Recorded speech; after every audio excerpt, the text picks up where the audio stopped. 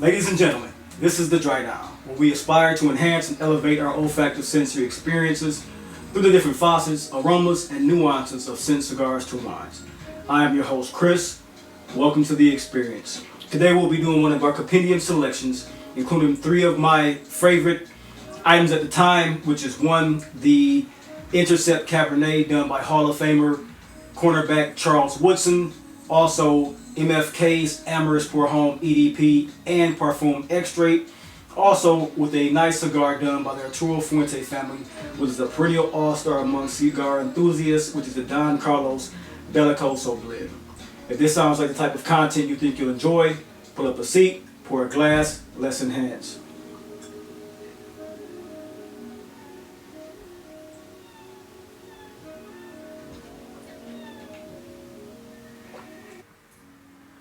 Okay, so everyone, let's get into the pour. Talk about Charles Woodson's most heralded blend offering that he has under his wine label. This winery is O'Neill Vintners and Distillers. It is from the appellation of United States, California, Paso Robles. It is a California Cabernet. It has aromas of dark chocolate, cedar, black currant. What else do we have? We have charred woods, a little clove spice, cinnamon spice, slight bit of nutmeg. Very nice aromas coming off the glass. Of course, this is a Cabernet grape.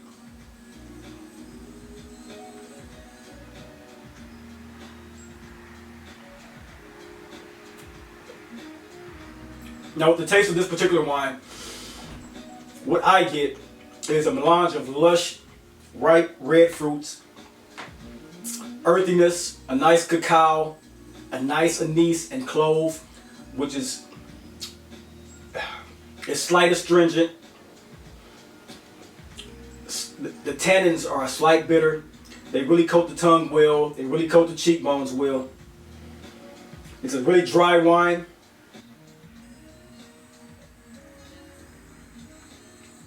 Taste is a nice lush taste.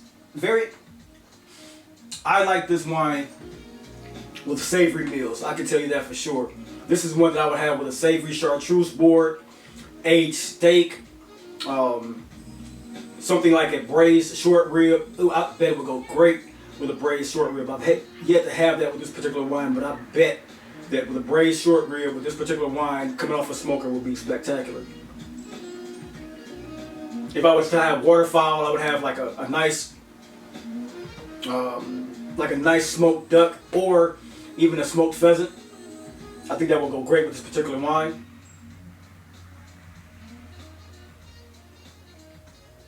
Oh, and the aromas, I swear. The aromas are, like I said, melange of red ripe fruit. So you get dried cherries, which are robust and tangy. You get a nice black currant that will appear with almost like a refined austerity to it. Slightly herbaceous.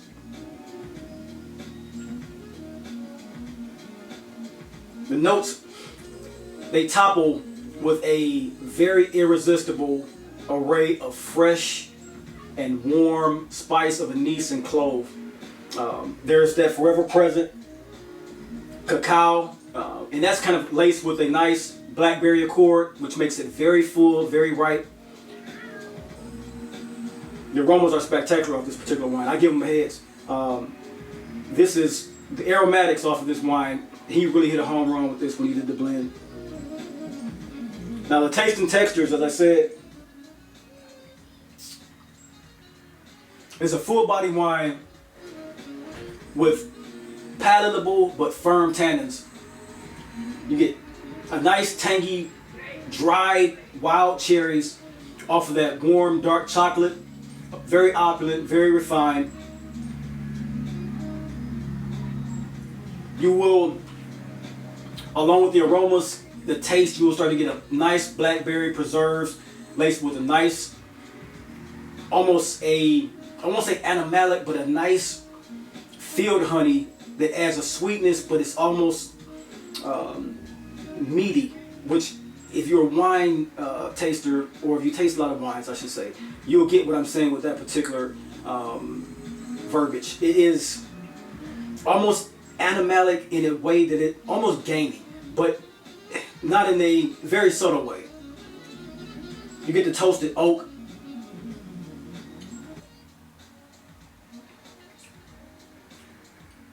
Now, to me, as with other Cabernets, you get a waning mulberry taste profile that peaks at the tip of the tongue and slightly in the cheek walls. It doesn't stay long. It's not that very tangy, overbearing mulberry that you get from some Cabernets out of California.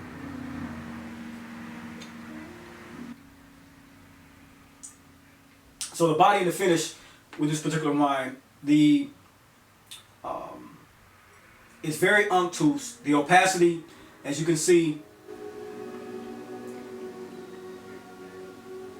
and the tears that run the glass, it'll give a hint to what the mouthfeel is like, and that's very nicely done, not disappointing at all. Very unctuous, like I said, oily and rich. The tannins are very robust, slightly fiery in this particular wine.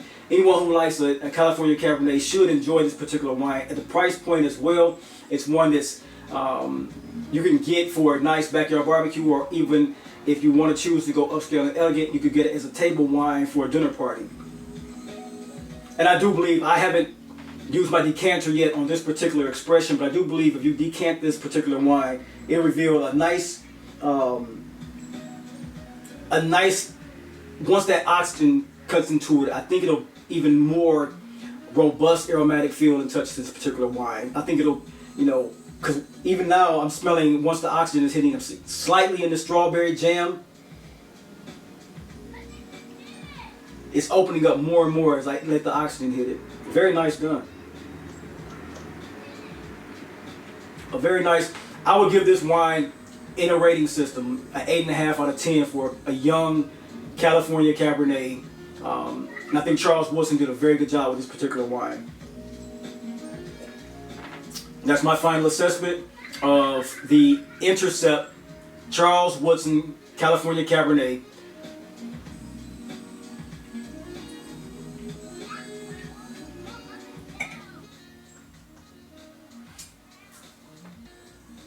All right, everyone.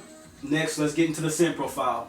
As we go and proceed inside of this Compendium collection, I'm going to introduce you guys to two fragrances from the same perfumer, a master blender who's introduced many fragrances with many of the same notes and have come across in very spectacular ways in developing those fragrances to smell varying and different.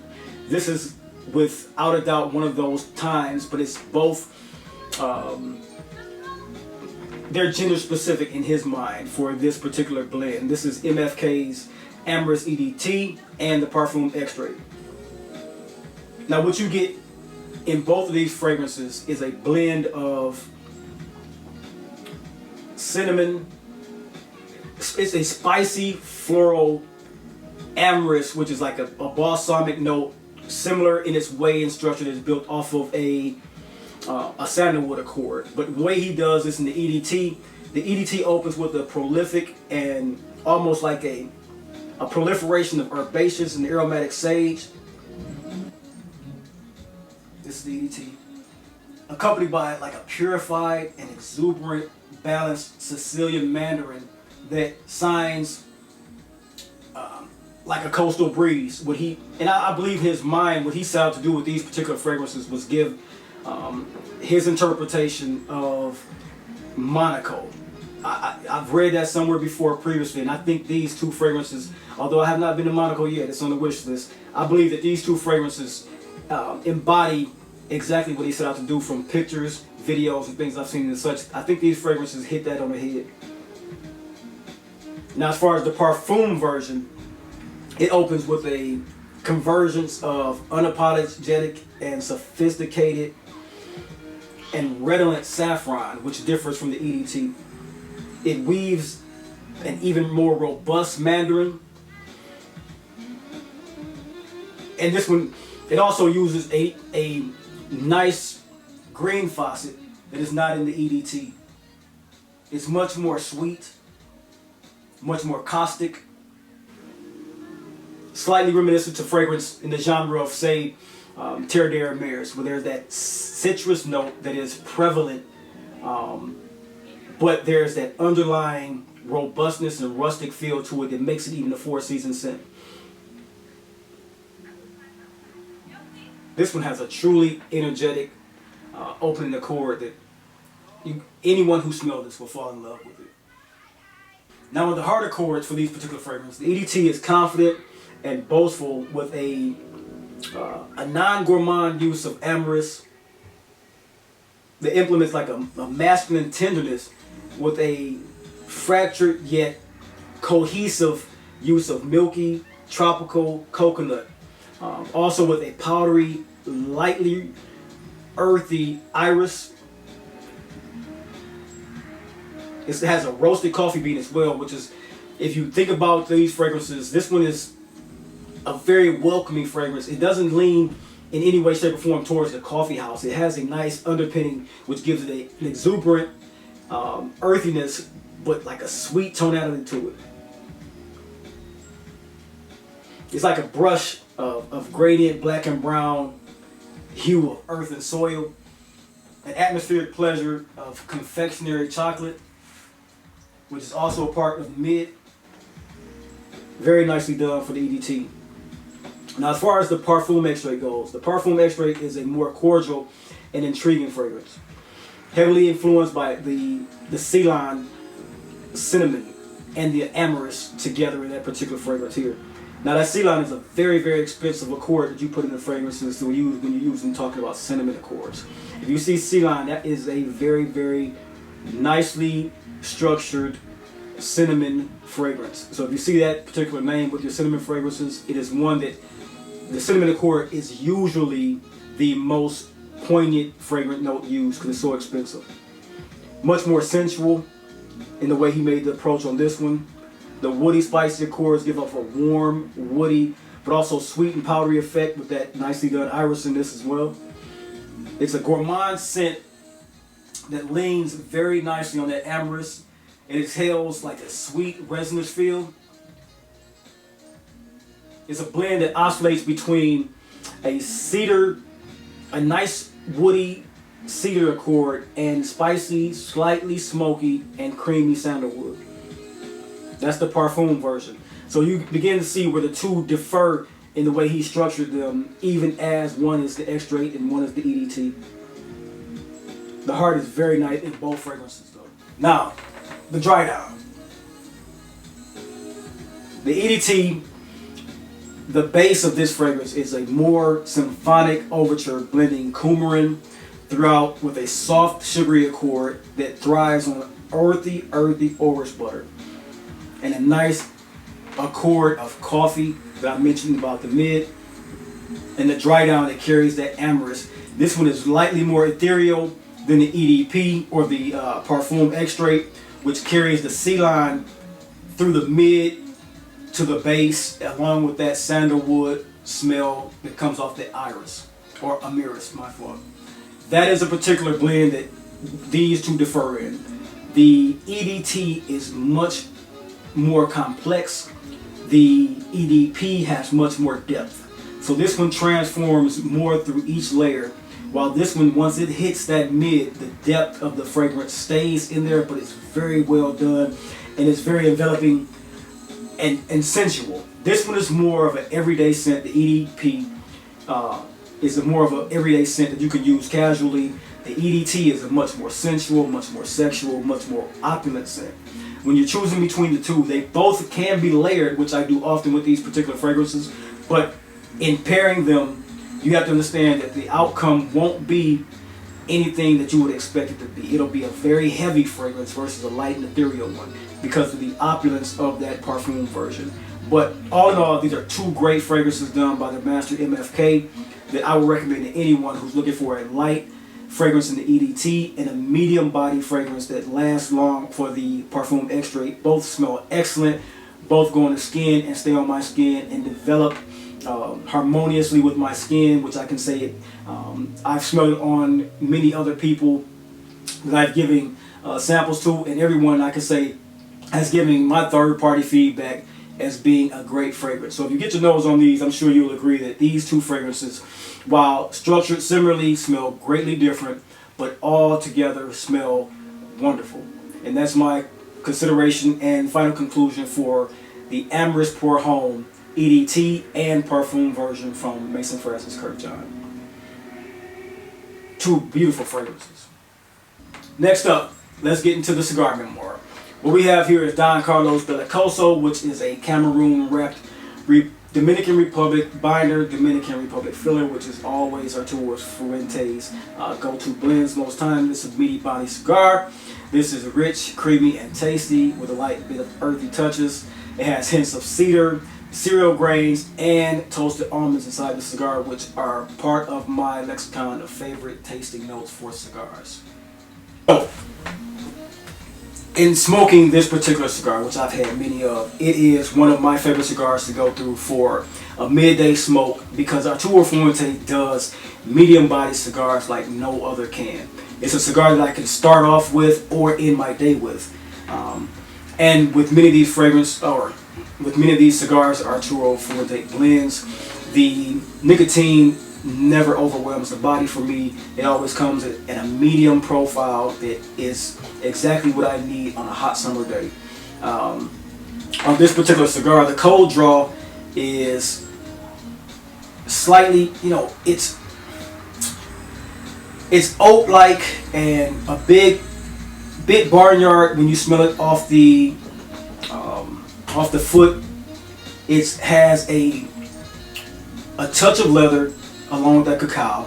The foot is much sweeter though. This foot, when you smell this particular cigar off the body, you get slight barnyard, slight hay with leathery touches. But off the foot, you get a much sweeter aroma, and that's that filler coming into play. Oat, raisins, almost a gingery texture. You can smell, if you are a fan of eating ginger, any ginger drinks, fruit drinks, things like that, you will smell the ginger in this particular cigar, which is amazing. The foot, as I said, is much sweeter than the barrel. Has on the cold draw, once you clip this cigar, that's where it differs for me. You'll get a slight sweet hay earthiness that overtakes the oaty feel. And also in this particular cigar, when I clip it, I get a nice orange zest and sweet milk, which is, for me, an Arturo Fuente blend exclusive. I never get those two profiles of any cigars except for Arturo Fuente's. That orange and that sweet hay. Now the wrapper is a slightly oily wrapper with milk chocolate hues that are just, it's a beautiful cigar along with this just opulent blend of tobaccos in the inside that you don't get to see. But this particular cigar with this band, this is a true classic cigar that looks wonderful in the humidor, wonderful in the hand, looks very classy, and looks very sophisticated when smoking. Sometimes people like to show that they have a little class in themselves, and this is the type of cigar that you will show off when you're smoking that shows that in particular. Now, there are very few seams in this particular cigar and very few veins, which is a Cameroon wrapper, which most times you will see a difference in the Cameroon having heavy veins, but this one has very slight veins in it, and the ones that I smoked for review have very slight veins in it. So he's found some very nice leaves and grown some very nice leaves to put as this Cameroon wrapper. And that's the cold drawn appearance for the Don Carlos Belicoso Arturo Fuente.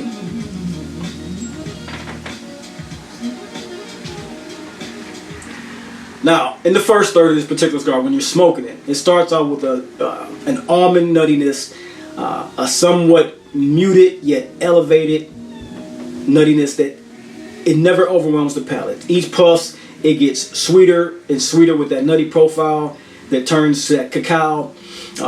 It's also, to me, contrasted with a nice nuttiness from almost like a peanut that I don't get in many other cigars, which is a nice, like almost like a peanut butter spread. The cereal and corn feel that you get from this is one that's reminiscent of me when I used to have honeycombs as a child. And it makes me smile and laugh when I say that, because it's almost an exact blend that gives off that honeycomb smell and sweetness from that corn. This is a cigar that gives me nostalgic feelings, which I love. Through the nose, there's a bit of a candied citrus, like I mentioned in the fore. From a citrus note, there's an orange peel, slightly zesty, but almost slightly sweet. And it's a bit subdued, but it's tangy sweetness that is there. The Belicoso that develops further, bringing in greater complexity with every draw, which is a favorite of mine when you're smoking a cigar. That's what you look for, balance and complexity. It has a very nuanced ginger accord that is also, it's not bewildering to have hay come along with that, but it's a slight tone shift for me when I smoke this, to have that earthy, zesty accord come along with that muted hay accord. It's a nice blend, nice complexity in that arena for me as well, because that hay, it sticks to the tongue while the zestiness sticks to the cheekbones, and it's very well done. The smoke is medium body, so it fills the mouth, but it never overwhelms with heat and or super hot combustion. This is a cigar that has that lingering, in the first third at least, that lingering peanut taste that is slightly sweet and slightly creamy at the same time. The construction, as with these and any other Fuente, as I've come to have knowledge of, is a great constructed cigar. No cracking in this fragile Cameroon cigar, which is amazing, because Cameroons do tend to go fragile on us and break up and tear the cigar wrapper at all times. But this one is great construction. The flavor is always medium plus or medium inside this first third. The body is medium in strength, is medium plus, but it builds throughout into the second third. And getting into the second third, this is where things get slightly sweeter for this particular cigar. That orange turns almost into an orange sickle sweetness for me, which is a creamy, milky orange ice cream flavoring that I used to have nostalgically as a child. Its complexion, it's almost, when you taste it, it's almost like a orange brownish hue, almost like a rusty earthiness that you'll get from this.